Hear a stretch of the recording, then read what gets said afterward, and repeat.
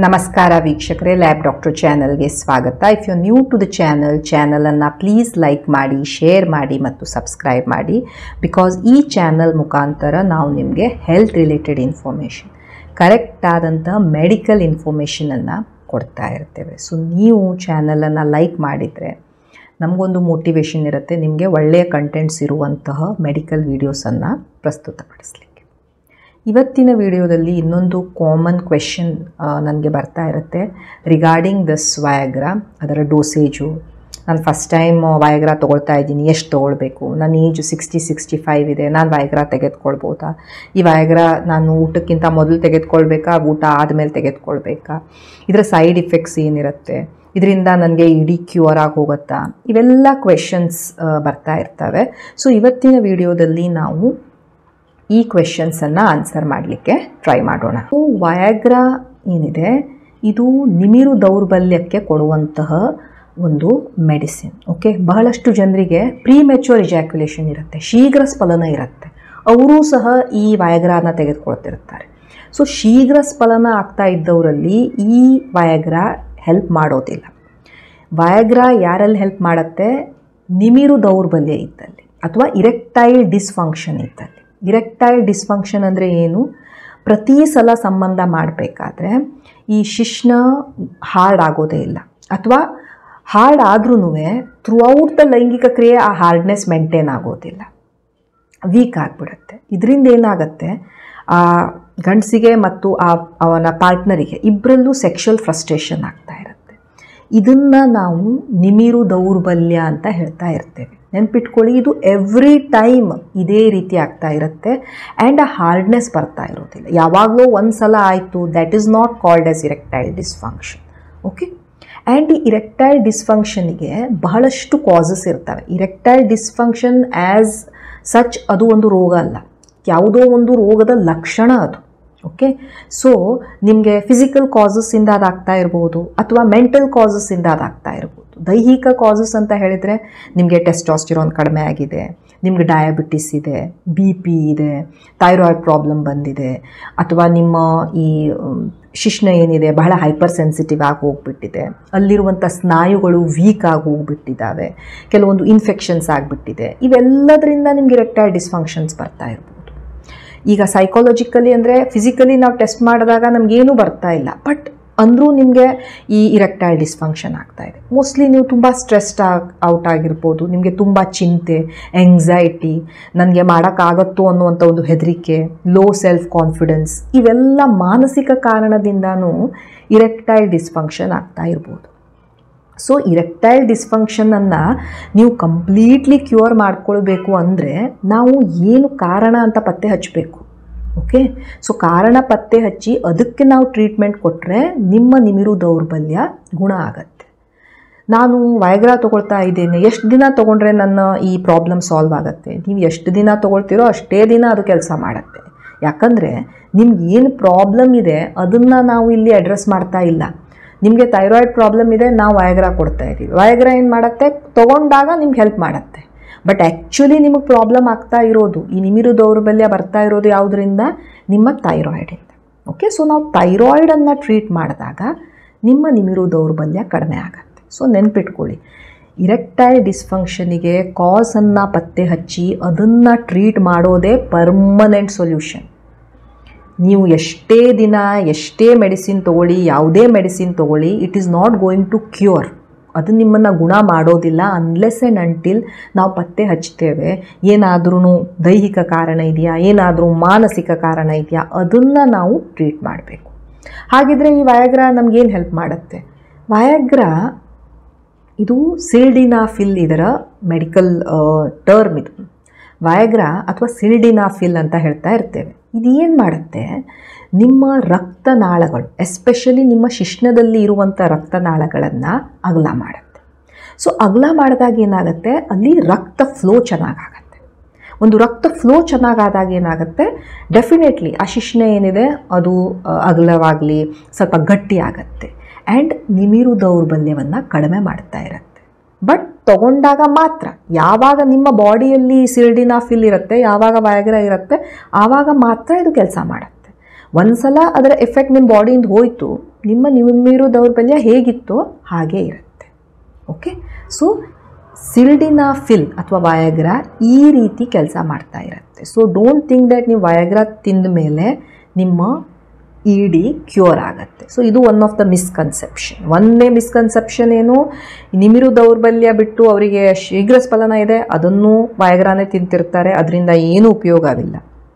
ಅದು ಒಂದು. ಎರಡನೇದು, ಈ ವಯಾಗ್ರಾ ತಿಂತಾ ಇದ್ದೀನಿ ಸೊ ನಾನು ಅದರಿಂದ ನನ್ನ ED ಹೋಗ್ಬಿಡತ್ತೆ. ಇಲ್ಲ, ತೊಗೊಂಡಾಗ ನಿಮ್ಗೆ ಹೆಲ್ಪ್ ಮಾಡುತ್ತೆ. ಯಾವಾಗ ತೊಗೊಳೋದಿಲ್ಲ ಆವಾಗ ನಿಮ್ಮ ಪ್ರಾಬ್ಲಮ್ ಸಾಲ್ವ್ ಆಗೋದಿಲ್ಲ. ಯಾಕಂದರೆ ಏನು ಕಾರಣ ಇದೆ ಅದನ್ನು ನಾವು ಟ್ರೀಟ್ ಮಾಡಿಲ್ಲ. ಈಗ ಬಹಳಷ್ಟು ಜನರಲ್ಲಿ ಡಯಾಬಿಟಿಕ್ಕು ಇರ್ಬೋದು, BP ಇರ್ಬೋದು, ಇಂಥ ಪೇಷಂಟ್ಸಲ್ಲೆಲ್ಲ ಏನಾಗುತ್ತೆ, ಈ ಶುಗರ್ ಕಂಟ್ರೋಲ್ ಇರೋದಿಲ್ಲ, ಅವರು ಡಯಾಬಿಟಿಕ್ ಸರಿಯಾಗಿ ಕಂಟ್ರೋಲ್ ಮಾಡ್ತಾ ಇರೋದಿಲ್ಲ, BP ಇವತ್ತು 150 ಇರುತ್ತೆ, ನೆಕ್ಸ್ಟ್ ಡೇ 100 ಇರುತ್ತೆ, ಟ್ಯಾಬ್ಲೆಟ್ ತೊಗೊಳ್ತಾ ಇರೋದಿಲ್ಲ, ಬಹಳ ದಿನಗಳಿಂದ ಅವ್ರಿಗೆ BP ಇದೆ. ಅಂಥ ಕಂಡೀಷನ್ಸಲ್ಲೆಲ್ಲ ಏನಾಗೋಗುತ್ತೆ, ರಕ್ತನಾಳಗಳೇ, ಶಿಶ್ನದಲ್ಲಿರುವಂಥ ರಕ್ತನಾಳಗಳೇ ಡ್ಯಾಮೇಜ್ ಆಗಿಬಿಟ್ಟಿರ್ತವೆ. ಸೊ ವಯಾಗ್ರಾ ತನ್ನ ಕೆಲಸ ಮಾಡೋಕ್ಕೆ ಟ್ರೈ ಮಾಡುತ್ತೆ, ಬಟ್ ರಕ್ತನಾಳನೇ, ಆ ಪೈಪೇ ಸರಿ ಇರುತ್ತೆ ಇದ್ದಾಗ ಏನಾಗುತ್ತೆ, ಅದು ಅಷ್ಟು ಚೆನ್ನಾಗಿ ಕೆಲಸ ಮಾಡದೇ ಇರ್ಬೋದು. ಸೊ ಭಾಳಷ್ಟು ಜನರಲ್ಲಿ ಅವರು ನನಗೆ ಇದು ಕೆಲಸನೇ ಮಾಡ್ತಾ ಇಲ್ಲ ಅಂತ ಹೇಳ್ತಾ ಇರ್ಬೋದು. ಸೊ ಇವೆಲ್ಲ ಕಂಡೀಷನ್ಸಿಂದ ಕೆಲವೊಂದು ಸಲ ಕೆಲಸ ಮಾಡ್ತಾ ಇರೋದಿಲ್ಲ ಟ್ಯಾಬ್ಲೆಟ್. ಕೆಲವೊಬ್ಬರಲ್ಲಿ ಮೊದಲು ಕೆಲಸ ಮಾಡ್ತಾ ಇರುತ್ತೆ, ಬಟ್ ನಂತರದ ಡೇಸಲ್ಲಿ ಅದು ಕೆಲಸ ಮಾಡದೇ ಇರ್ಬೋದು. ಬಿಕಾಸ್ ವಯಾಗ್ರಾ ಈಸ್ ಜಸ್ಟ್ ಒಂದು ಬ್ಲಡ್ ಫ್ಲೋವನ್ನು ಇನ್ಕ್ರೀಸ್ ಮಾಡೋದು. ನಿಮ್ಮ ರಕ್ತನಾಳಗಳು ಡ್ಯಾಮೇಜ್ ಆಗಿದೆ, ನಿಮಗೆ ಬೊಜ್ಜು ಜಾಸ್ತಿ ಆಗಿದೆ, ಸ್ಮೋಕ್ ಮಾಡ್ತಾ ಇದ್ದೀರಾ, ಡಯಾಬಿಟಿಸ್ ಕಂಟ್ರೋಲಲ್ಲಿಲ್ಲ, ಬಹಳ ಏಜ್ ಆಗಿ ಹೋಗಿದೆ. ಸೊ ರಕ್ತನಾಳಗಳು ಕ್ರಮೇಣವಾಗಿ ವೀಕ್ ಆಗ್ತವೆ, ಡ್ಯಾಮೇಜ್ ಆಗ್ತವೆ, ಆ್ಯಂಡ್ ಈ ವಯಾಗ್ರಾ ನಿಮ್ಮಲ್ಲಿ ಕೆಲಸ ಮಾಡದೇ ಇರಬಹುದು. ವಯಾಗ್ರಾದ ಡೋಸೇಜ್ ಸ್ಟಾರ್ಟಿಂಗ್ 25 mg ಇರುತ್ತೆ, 50 mg ಇರುತ್ತೆ, 100 mg ಇರುತ್ತೆ, 200 mg ಇರುತ್ತೆ. ಸೊ ಇವು ವಯಾಗ್ರಾದ ಡೋಸೇಜ್. ವಯಾಗ್ರಾ ಬಹಳಷ್ಟು ಬೇರೆ ಬೇರೆ ಹೆಸರಲ್ಲಿ ಬರ್ತಾ ಇರುತ್ತೆ. ನೀವು ಮಾರ್ಕೆಟಲ್ಲಿ ಮ್ಯಾನ್ ಫೋರ್ಸ್ ಇರ್ಬೋದು, ಸಿಲ್ಡಿನಾಫಿಲ್ ಇರ್ಬೋದು, ವಯಾಗ್ರಾ ಅಂತಲೇ ಬರ್ತಾ ಇರುತ್ತೆ. ಸೊ ಭಾಳಷ್ಟು ಬ್ರ್ಯಾಂಡ್ ನೇಮ್ಸಲ್ಲಿ ಬರ್ತಾ ಇರುತ್ತೆ, ಬಟ್ ಎಲ್ಲದರಲ್ಲೂ ಇರೋದು ಸಿಲ್ಡಿನಾಫಿಲ್ಲೇ ಅಥವಾ ವಯಾಗ್ರಾ. ಸೊ ಈ ಟ್ಯಾಬ್ಲೆಟನ್ನು ನೀವು ಯಾವುದೇ ಕಾರಣದಿಂದ ತೆಗೆದುಕೊಳ್ತಾ ಇದ್ದೀರಾ, ಆದಷ್ಟು ನೀವು ಲೋಯೆಸ್ಟ್ ಡೋಸಿಂದ ಶುರು ಮಾಡಿಕೊಳ್ಬೇಕು. ಯಾಕಂದರೆ ಈ ಲೋಯೆಸ್ಟ್ ಡೋಸ್ ನೀವು ತೆಗೆದುಕೊಂಡಾಗ ನಿಮಗೆ ಅದರಿಂದ ಆಗುವಂತಹ ಸೈಡ್ ಇಫೆಕ್ಟ್ಸ್ ಸಹ ಕಡಿಮೆ ಇರುತ್ತೆ. ಸೊ ನನಗೆ ಯಾರೋ ನನ್ನ ದೋಸ್ತ ಹೇಳಿದ್ದ, ನೀವು 100 mg ಟ್ರೈ ಮಾಡಿ ಅಂದರೆ, ನೀವು 100 mg ತೊಗೊಂಡ್ರಿ ಆ್ಯಂಡ್ ನಿಮ್ಮಲ್ಲಿ ಬಹಳ ಸೈಡ್ ಇಫೆಕ್ಟ್ಸ್ ಆಗಿಬಿಡ್ಬೋದು. ಯಾಕಂದರೆ ಅದು ಹೈ ಡೋಸಿಂದು. ಅಥವಾ ನಿಮಗೇನೂ ಸೈಡ್ ಇಫೆಕ್ಟ್ಸ್ ಆಗಿಲ್ಲ, ನಿಮ್ಮ ಕೆಲಸನೂ ಆಯಿತು, ಬಟ್ ಇನ್ನೊಂದು 2 ವರ್ಷ ಬಿಟ್ಟು ನೀವು 100 mg ತೊಗೊಂಡ್ರೆ ಅದು ನಿಮ್ಮ ಕೆಲಸನೇ ಮಾಡದೇ ಇರ್ಬೋದು. ಆವಾಗ ನಿಮ್ಮ ಹತ್ರ ಜಾಸ್ತಿ ಆಪ್ಷನ್ಸ್ ಇಲ್ಲ, ನೆಕ್ಸ್ಟ್ ಇರೋದು 200 mg ಮಾತ್ರ. ಅದು ಸ್ವಲ್ಪ ದಿನ ಆದಮೇಲೆ ಕೆಲಸ ಮಾಡೋದು ಸ್ಟಾಪ್ ಮಾಡಿಬಿಡ್ಬೋದು. So to begin with, always start with the lowest dose. ಅದು ಕೆಲಸ ಆಯಿತು, ನಿಮ್ಮ ಪ್ರಾಬ್ಲಮ್ ಸಾಲ್ವ್ ಆಯಿತು, ವೆಲ್ ಆ್ಯಂಡ್ ಗುಡ್. ಒಂದು, ನಿಮ್ಮ ಪ್ರಾಬ್ಲಮ್ಮು ಸಾಲ್ವ್ ಆಯಿತು. ಎರಡನೇದು, ಸೈಡ್ ಇಫೆಕ್ಟ್ಸಿನ ಚಾನ್ಸಸ್ ಸಹ ಕಡಿಮೆ ಇರುತ್ತೆ. ಓಕೆ, ನೀವು ಸಡನ್ಲಿ ಒಂದೇ ಸಲ 100 mg ತೊಗೊಂಡ್ಬಿಟ್ರೆ ಸೈಡ್ ಇಫೆಕ್ಟ್ಸಿನ ಚಾನ್ಸಸ್ ಸಹ ಹೆಚ್ಚಿಗೆ. ಆ್ಯಂಡ್ ಕ್ರಮೇಣವಾಗಿ ನೀವು ಅದನ್ನು ಮುಂದೂ ತೆಗೆದುಕೊಳ್ಬೇಕು ಅಂದಾಗ ನಿಮಗೆ ಅದು ಕೆಲಸ ಮಾಡದೇ ಇರ್ಬೋದು, ಆ್ಯಂಡ್ ನೆಕ್ಸ್ಟ್ ಡೋಸಿನ ಆಪ್ಷನ್ ಸಹ ಕಡಿಮೆ ಇರ್ಬೋದು. ಸೊ ನಾನು ಊಟ ಮಾಡಿ ತೊಗೊಳ್ಬೇಕಾ ಅಥವಾ ಊಟಕ್ಕಿಂತ ಮೊದಲು ತೊಗೊಳ್ಬೇಕಾ? ಸೊ ನೀವು ಖಾಲಿ ಹೊಟ್ಟೆಲಾದರೂ ತೊಗೊಳ್ಳಿ, ಊಟ ಮಾಡಾದರೂ ತೊಗೊಳ್ಳಿ, ನೀವು ಸಂಬಂಧ ಮಾಡೋಕ್ಕಿಂತ 1 ತಾಸು ಮೊದಲು ತೊಗೊಳ್ಬೇಕು.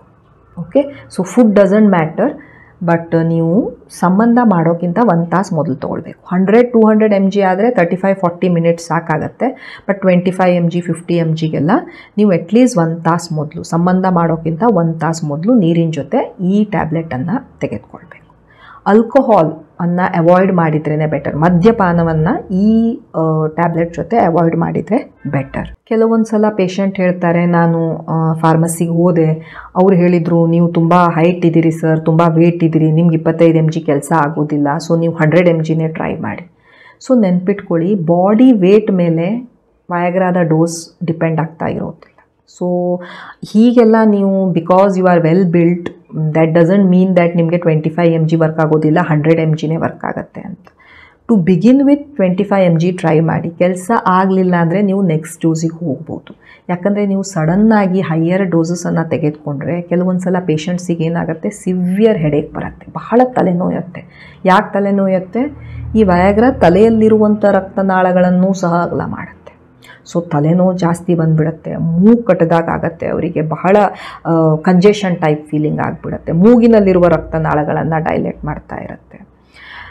ಕೆಲವೊಮ್ಮೆ ಬಿ ಪಿ ಡೌನ್ ಆಗಿಬಿಡುತ್ತೆ. ಸಡನ್ಲಿ ಬಿ ಪಿ ಡೌನ್ ಆದಾಗ ಏನಾಗುತ್ತೆ, ಪೇಷಂಟಿಗೆ ತಲೆ ತಿರುಗ್ದಂಗೆ ಆಗೋದು, ಕಣ್ಣು ಕತ್ಲು ಬಂದಂಗೆ ಆಗೋದು ಆಗುತ್ತೆ. ಸೊ ಪೇಷಂಟ್ ಕುಸಿದು ಬಿದ್ದು ಬಿಡ್ಬೋದು. ಕೆಲವೊಂದು ಸಲ ಏನಾಗುತ್ತೆ, ಈ ಹೆವಿ ಡೋಸ್ ತೆಗೆದುಕೊಳ್ಳೋದ್ರಿಂದ ಈ ಇರೆಕ್ಷನ್ ಬಹಳ ಹೊತ್ತಿನವರೆಗೆ ಅದು ಇರುತ್ತೆ. ಸೊ ಅದನ್ನು ನಾವು ಪ್ರಯಾಪಿಸಮ್ ಅಂತ ಹೇಳ್ತಾ ಇರ್ತೇವೆ. ಪೇನ್ಫುಲ್ ಇರೆಕ್ಷನ್, ತುಂಬ ಪೇನ್ ಆಗ್ತಾ ಇರುತ್ತೆ. ಇದೆಲ್ಲ ಆದಾಗ ನೀವೇನು ಮಾಡ್ಬೋದು, ಡಾಕ್ಟ್ರ್ ಹತ್ರ ಮಾತ್ರ ಹೋಗ್ಬೋದು. ನೀವು ಮನೆಯಲ್ಲೇ ಯಾವುದು ಹೋಮ್ ರೆಮಿಡಿ ಎಲ್ಲ ಮಾಡೋಕ್ಕಾಗೋದಿಲ್ಲ. ಯಾಕಂದರೆ ನಿಮ್ಮ ಬಾಡಿಯಲ್ಲಿ ಎಲ್ಲಿವರೆಗೆ ಔಷಧಿ ಇರುತ್ತೆ ಅಲ್ಲಿವರೆಗೆ ಈ ರೀತಿ ಪ್ರಾಬ್ಲಮ್ಸ್ ಬರ್ತಾ ಇರ್ತವೆ. ನಿಮ್ಗೆ ಹೆಡೇಕ್ ಬಂತು, ಹೆಡೇಕಿನ ಮಾತ್ರೆ ತೆಗೆದುಕೊಳ್ಬೇಕು. ಆ್ಯಂಡ್ ನಿಮ್ಮ ಬಿ ಪಿ ಡೌನ್ ಆಯಿತು, ಬಿ ಪಿಯನ್ನು ನಾವು ರೇಸ್ ಮಾಡಿಸ್ಬೇಕು ಹಾಸ್ಪಿಟ್ಲ್. ಸೊ ಈ ರೀತಿ ನಾವು ಸಿಂಪ್ಟಮ್ಯಾಟಿಕಲಿ ಟ್ರೀಟ್ಮೆಂಟ್ ಕೊಡ್ಬೋದು ಅಷ್ಟೇ. Okay, so never go for highest dose in the first time ತೊಗೊಳ್ಬೇಕಾದ್ರೆ ಹೈಯೆಸ್ಟ್ ಡೋಸಿಂದ ಸ್ಟಾರ್ಟ್ ಮಾಡೋಕ್ಕೆ ಹೋಗಬೇಡಿ. ಸೊ ನಾನು ಹೇಳಿದ್ದೆ ಇವೆಲ್ಲ ಇದರ ಸೈಡ್ ಎಫೆಕ್ಟ್ಸ್. ತಲೆನೋವು ಬರೋದು, ಮೈಕೈ ನೋವು ಬರೋದು, ಮೂಗಿನ ಕಂಜೆಷನ್ ಆಗೋದು, ತಲೆ ತಿರುಗ್ದಂಗೆ ಆಗೋದು, ಇವೆಲ್ಲ ಈ ಔಷಧಿಯ ಸೈಡ್ ಎಫೆಕ್ಟ್. ಈ ಔಷಧಿ ವಯಾಗ್ರಾ ಏನಿದೆ ಡೈಲಿ ತೆಗೆದುಕೊಳ್ಳೋಕ್ಕಾಗೋದಿಲ್ಲ. ಎವ್ರಿ ಡೇ ನಾನು ತಗೊಳ್ತೀನಿ ಅಂದರೆ ಈ ವಯಾಗ್ರಾ ಅದಕ್ಕೆ ಮಾಡಿರುವಂಥ ಔಷಧಿ ಅಲ್ಲ. ಎವ್ರಿ ಡೇ ತೆಗೆದುಕೊಳ್ಳೋದಕ್ಕೆ ಬೇರೆ ಔಷಧಿಗಳಿರ್ತವೆ. ಇದನ್ನು ನೀವು ಆನ್ ಡಿಮ್ಯಾಂಡ್ ವೀಕ್ಲಿ ಒನ್ಸ್ ಅಷ್ಟೇ ತೆಗೆದುಕೊಳ್ಬೋದು. ಯಾವಾಗ ತೊಗೊಳ್ತೀರಾ ಆವಾಗ ಕೆಲಸ ಮಾಡುತ್ತೆ, ಯಾವಾಗ ತೆಗೆದುಕೊಳ್ಳೋದಿಲ್ಲ ಆವಾಗ ಇದು ಕೆಲಸ ಮಾಡೋದಿಲ್ಲ. ಸೊ ಇದು ಡೈಲಿ ತೆಗೆದುಕೊಳ್ಳುವಂಥ ಮೆಡಿಸಿನ್ ಅಲ್ಲ. ಕೆಲವೊಂದು ಪೇಷಂಟ್ಸ್ ಈ ಟ್ಯಾಬ್ಲೆಟನ್ನು ತೆಗೆದುಕೊಳ್ಳೋಕ್ಕಿಂತ ಮೊದಲು ಬಹಳ ಕೇರ್ಫುಲ್ ಆಗಿರಬೇಕು. ಎಸ್ಪೆಷಲಿ ನಿಮ್ಮ ಏಜು 60-65ಕ್ಕಿಂತ ಹೆಚ್ಚಿಗೆ ಇದೆ ಅಂದಾಗ ಎಲ್ಲ ನಿಮ್ಮ ಆರ್ಗನ್ಸ್ ಎಲ್ಲ ಸ್ವಲ್ಪ ಕಡಿಮೆ ಕೆಲಸ ಮಾಡೋದು ಇವೆಲ್ಲ ಆಗ್ತಾ ಇರ್ತವೆ. ಸೊ ನಿಮಗೆ ಲೋಯೆಸ್ಟ್ ಡೋಸಿಂದನೂ ಸಹ ಕೆಲವೊಮ್ಮೆ ಪ್ರಾಬ್ಲಮ್ ಆಗ್ಬೋದು. ಸೊ ನೀವು ಡೆಫಿನೆಟ್ಲಿ 25 mg ಇಂದಾನೇ ಸ್ಟಾರ್ಟ್ ಮಾಡಬೇಕು. Okay, so if you are aged, ನೀವು ನಿಮ್ಮ ಡಾಕ್ಟರ್ ಜೊತೆ ಡಿಸ್ಕಸ್ ಮಾಡಿ ನಿಮಗೆ ಸೂಟ್ ಆಯಿತು ಅಂದಾಗ ನೀವು ಇದನ್ನು ತೆಗೆದುಕೊಳ್ಳಿ. ಆ್ಯಂಡ್ ಅದನ್ನು ಲೋ ಡೋಸೇಜಿಂದಾನೇ ಸ್ಟಾರ್ಟ್ ಮಾಡಿ. ಎರಡನೇದು, ನಿಮಗೆ ಏನಾದರೂ ಲಿವರ್ ಪ್ರಾಬ್ಲಮ್ ಇದೆ, ಕಿಡ್ನಿ ಪ್ರಾಬ್ಲಮ್ ಇದೆ. ನೋಡಿ, ಲಿವರ್ ಮತ್ತು ಕಿಡ್ನಿನೇ ನಿಮ್ಮ ಬಾಡಿಯಲ್ಲಿ ಇರುವಂತಹ ಎಲ್ಲ ಈ ಟಾಕ್ಸಿಕ್ ಸಬ್ಸ್ಟೆನ್ಸಸನ್ನು, ವೇಸ್ಟನ್ನು ತೆಗೆಯುವಂಥದ್ದು. ಸೊ ಆ ಪ್ರಾಬ್ಲಮ್ ಇದ್ದಾಗ ಈ ಟ್ಯಾಬ್ಲೆಟ್ ಅಷ್ಟು ಸರಿಯಾಗಿ ನಿಮ್ಮ ಬಾಡಿಯಿಂದ ಹೋಗದೇ ಇರ್ಬೋದು ಆ್ಯಂಡ್ ನಿಮಗೆ ಇದರಿಂದ ಪ್ರಾಬ್ಲಮ್ ಆಗ್ಬೋದು. ಸೊ ನಿಮಗೆ ಲಿವರ್ ಪ್ರಾಬ್ಲಮ್ ಇದೆ, ಕಿಡ್ನಿ ಪ್ರಾಬ್ಲಮ್ ಇದೆ, ಬಿ ಕೇರ್ಫುಲ್. ಮೂರನೇದು, ನೀವು ಬಿ ಪಿ ಮೆಡಿಸಿನನ್ನು ತೆಗೆದುಕೊಳ್ತಾ ಇದ್ದೀರಿ, ನಿಮ್ಮ ಬಿ ಪಿ ಇದೆ, ಬಿ ಪಿ ಕಡಿಮೆ ಮಾಡೋದಕ್ಕೆ ಮೆಡಿಸಿನ್ ತೆಗೆದುಕೊಳ್ತಾ ಇರಿ. ಅದ್ರ ಜೊತೆ ನೀವು ವಯಾಗ್ರಾನು ತೆಗೆದುಕೊಂಡ್ರಿ. ವಯಾಗ್ರಾನು ಏನು ಮಾಡುತ್ತೆ, ರಕ್ತನಾಳಗಳನ್ನು ಅಗಲ ಮಾಡುತ್ತೆ, ಅದೂ ಸಹ ಬಿ ಪಿಯನ್ನು ಡೌನ್ ಮಾಡುತ್ತೆ. ಸೊ ಎರಡೂ ಬಿ ಪಿಯನ್ನು ಡೌನ್ ಮಾಡಿಬಿಟ್ಟಾಗ ನಿಮಗೆ ಸೈಡ್ ಇಫೆಕ್ಟ್ಸ್ ಆಗುವಂಥ ಸಾಧ್ಯತೆ ಹೆಚ್ಚು. ತಲೆ ತಿರುಗ್ಬೋದು, ನೀವು ಕುಸಿದು ಬಿದ್ದು ಬಿಡ್ಬೋದು. ಓಕೆ, ಸೊ ಅಂಥವ್ರು. ಹಾರ್ಟ್ ಪ್ರಾಬ್ಲಮ್ ಇದ್ದವರು, ಕೆಲವೊಂದು ಸಲ ಪೇಷಂಟ್ಸಿಗೆ ಹಾರ್ಟ್ ಪ್ರಾಬ್ಲಮ್ ಇರುತ್ತೆ, ಡಾಕ್ಟರ್ ಐಸೋಸಾರ್ಬೈಡ್ ಡೈನೈಟ್ರೇಟ್ ಈ ಥರದ ಔಷಧಿ ಹಾಕಿರ್ತಾರೆ. ಸೊ ಅದು ಏನು ಮಾಡುತ್ತೆ, ಬಿ ಪಿಯನ್ನು ಡೌನ್ ಮಾಡುತ್ತೆ. ಆ ಟೈಮಲ್ಲಿ ನೀವು ವಯಾಗ್ರಾನೂ ಸಹ ತೆಗೆದುಕೊಂಡಾಗ ನಿಮಗೆ ಪ್ರಾಬ್ಲಮ್ ಆಗ್ಬೋದು. ಕೆಲವೊಂದು HIV ಮೆಡಿಸಿನ್ಸ್ ಇವು ಸಹ ಈ ವಯಾಗ್ರಾದ ಜೊತೆ ಇಂಟ್ರ್ಯಾಕ್ಟ್ ಮಾಡ್ಬೋದು. ಸೊ ಇಂಥ ಪೇಷಂಟ್ಸ್ ಎಲ್ಲ 60-65ಕ್ಕಿಂತ ಹೆಚ್ಚಿಗೆ ಇದ್ದವರು, ಲಿವರ್ ಪ್ರಾಬ್ಲಮ್ ಇದ್ದವರು, ಕಿಡ್ನಿ ಪ್ರಾಬ್ಲಮ್ ಇದ್ದವರು, ಬಿ ಪಿ ಪ್ರಾಬ್ಲಮ್ ಇದ್ದವರು, ಈ ಡಯಾಬಿಟಿಕ್ ಪೇಷಂಟ್ಸು, ಹಾರ್ಟ್ ಪೇಷಂಟ್ಸು, ಇಂಥವರೆಲ್ಲ ನಿಮ್ಮ ಡಾಕ್ಟರಿನ ಜೊತೆ ಡಿಸ್ಕಸ್ ಮಾಡಬೇಕು. ಈ ಪ್ರಾಬ್ಲಮ್ ಏನಿದೆ ನಿಮ್ಗೆ ಹೇಳೋಕ್ಕೆ ಸ್ವಲ್ಪ ಮುಜುಗರ ಆಗಬಹುದು ನಿಮ್ಮ ಡಾಕ್ಟ್ರ್ ಹತ್ರ, but they will help you, they will guide you. So ನೀವು ನಿಮ್ಮ ಡಾಕ್ಟ್ರಿನ ಜೊತೆ ಡಿಸ್ಕಸ್ ಮಾಡಿ, ಸೊ ದ್ಯಾಟ್ ನಿಮ್ಮ ಜೀವಕ್ಕೆ ಏನು ಅಪಾಯ ಆಗದೇ ಇರೋ ಥರ ಅವರು ನಿಮಗೆ ಗೈಡ್ ಮಾಡ್ತಾ ಇರ್ತಾರೆ. ಟಿಪ್ಸ್ ಇದ್ವು about Viagra and its dosage. Viagra is given for erectile dysfunction, ನಿಮಿರು ದೌರ್ಬಲ್ಯಕ್ಕೆ ಕೊಡುವಂತಹ ಮೆಡಿಸಿನ್. ಆನ್ ಡಿಮ್ಯಾಂಡ್, ಯಾವಾಗ ಬೇಕು ಆವಾಗ ಮಾತ್ರ ತೆಗೆದುಕೊಳ್ಬೇಕು, ಎವ್ರಿ ಡೇ ಡೋಸೇಜ್ ಇಲ್ಲ. ನೀವು ಇದನ್ನು ವೀಕ್ಲಿ ಒನ್ಸ್ ಮ್ಯಾಕ್ಸಿಮಮ್ ತೆಗೆದುಕೊಳ್ಬೋದು. ಸಂಬಂಧ ಮಾಡೋಕ್ಕಿಂತ 1 ತಾಸು ಮೊದಲಾದರೂ ಇದನ್ನು ತೆಗೆದುಕೊಳ್ಬೇಕು, ಅಷ್ಟು ಟೈಮ್ ಆದರೂ ನೀವು ಕೊಡಬೇಕು ಇದು ಕೆಲಸ ಮಾಡೋದಕ್ಕೆ. ಬಹಳ ಏಜ್ ಆಗಿದೆ, ಹಾರ್ಟ್ ಪ್ರಾಬ್ಲಮ್ ಇದೆ, ಕಿಡ್ನಿ ಪ್ರಾಬ್ಲಮ್ ಇದೆ, ಡಯಾಬಿಟಿಕ್ಸು, ಬಿ ಪಿ ಇದ್ದವರು ನಿಮ್ಮ ಡಾಕ್ಟರಿನ ಜೊತೆ ಡಿಸ್ಕಸ್ ಮಾಡಿಕೊಂಡು ಈ ಮೆಡಿಸಿನನ್ನು ತೆಗೆದುಕೊಳ್ಳಿ. ಆದಷ್ಟು ನೀವು ಲೋ ಡೋಸಿಂದ ಸ್ಟಾರ್ಟ್ ಮಾಡಿ, ಸೊ ದ್ಯಾಟ್ ನಿಮಗೆ ಸೈಡ್ ಇಫೆಕ್ಟ್ಸ್ ಕಡಿಮೆ ಇರುತ್ತೆ. ಅದು ಕೆಲಸ ಆಗಲಿಲ್ಲ ಅಂದಾಗ ನೆಕ್ಸ್ಟ್ ಡೋಸಿಗೆ ಹೋಗಿ. So thank you so much for watching the video. Please like, share and subscribe the channel. Thank you.